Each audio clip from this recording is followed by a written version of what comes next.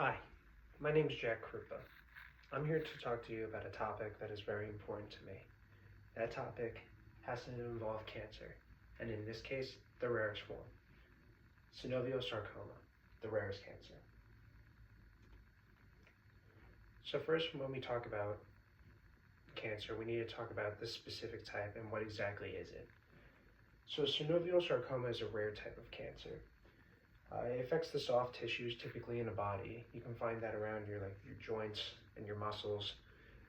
Typically, it's earned this name because of the tumor resembling what's known as the synovial joints. These are things like your elbows and in your knees.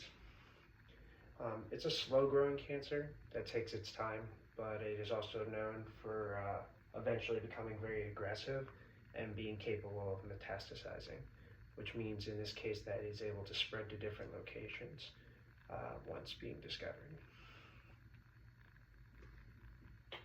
So why this topic? For me personally, cancer is something that has run in my family. I've had many relatives that have, and for this specific type of cancer, my uncle was diagnosed with synovial sarcoma when I was younger. When I was 14 years old, I ended up losing him to the disease.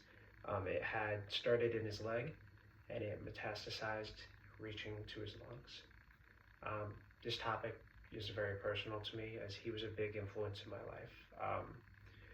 He was part of the reason that I wanted to focus in the medical field, because I was looking to help people as much as possible. This topic is something that I find personal to me, and it is something that has impacted my life to this day.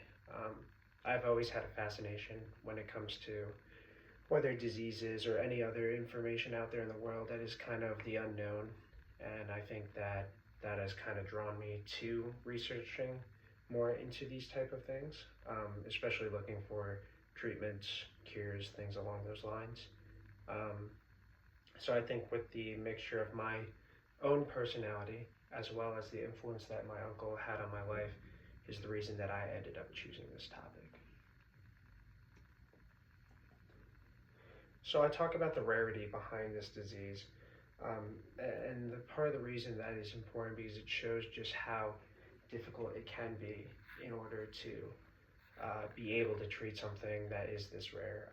Cancer in itself is a common disease, but this type of cancer, synovial sarcoma, there's only about 1 or 2 people out of every million that get it. And in the United States, it's a very limited amount of people that we see truly have it, making it hard to kind of do research on. It makes it very difficult to kind of focus on,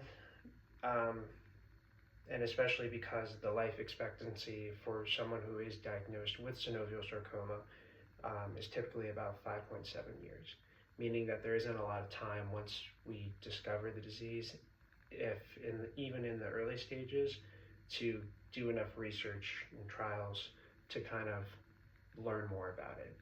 So with the limited amount of people that are being diagnosed with it, plus the limited amount of time we're given to do our research with the patients that are diagnosed, especially if it's found in later stages, it just makes this disease all the more dangerous, and something that I guess has pushed me to try to research more into it.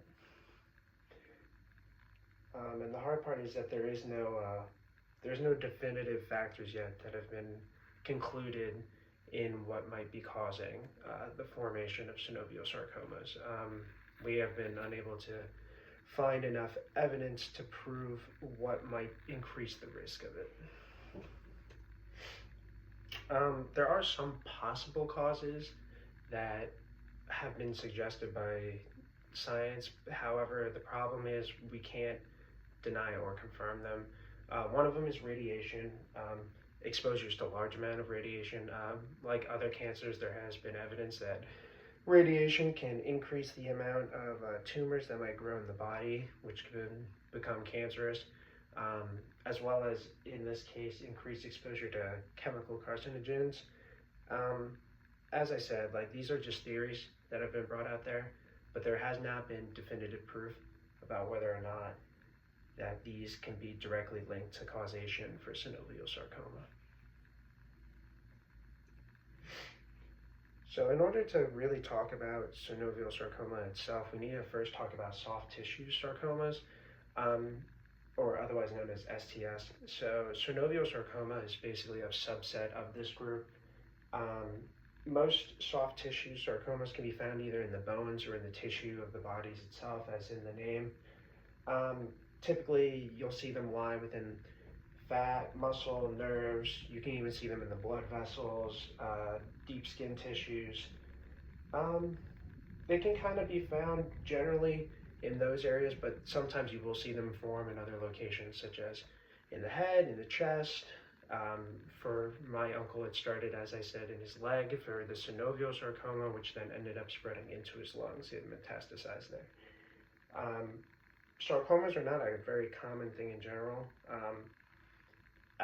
Actually, recently for me, I had what's known as a benign tumor in my hand, and the first thing that they were testing was to see if it was a sarcoma. Luckily, it wasn't. But it attached to my nerve, and they said that it is very rare that a sarcoma itself would have been found there. There are a variety of STS, yeah, and it's believed there's about 50 or so types of soft tissue sarcomas. So the makeup of a synovial sarcoma is quite interesting. As I said, it's a subset of the soft tissue sarcomas. Synovial sarcomas are typically a very unique genetic characteristics to it. It is believed that it is the makeup of the X chromosome as well as the 18th chromosome that is splitting up and then reforming together, mutating together in a different way, rather than forming into their traditional X and 18th chromosomes. Can we really rule anything out yet? Unfortunately, the truth is no. We can't really rule out any causes because of the limited amount of research that we have. But we can say that we do have some evidence that this is not a inherited type of disease. Sometimes cancers can not necessarily be inherited, but can be seen passing through families, making people more susceptible to having these cancers. When it comes to synovial sarcoma, though, its rarity and from the lack of research we have, all we can say is that we do not really see it typically being passed down generation to generation. Clinical trials are still in progress at the moment, as well as research in general, but we cannot definitively rule out any causes.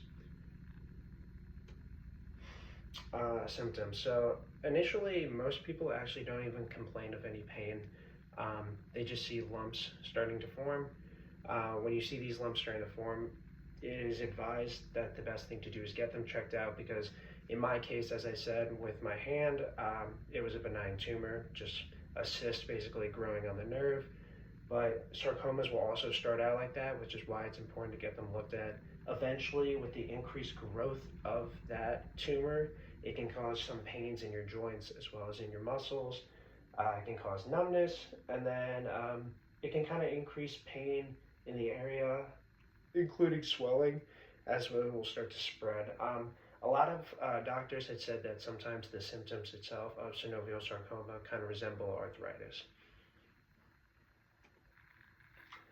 So the sad reality is that, as I said, the average life expectancy is about 5.7 years.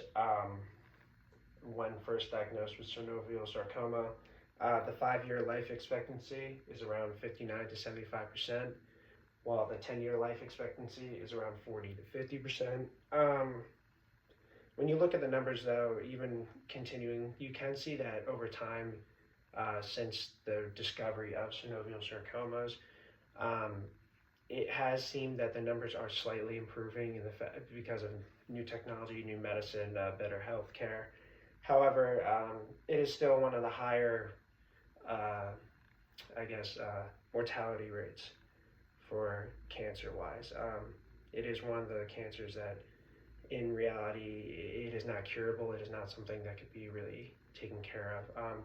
Most procedures say to perform surgery in order to remove the tumors is the best chance, but even through that, there is still a chance that it will metastasize in other locations.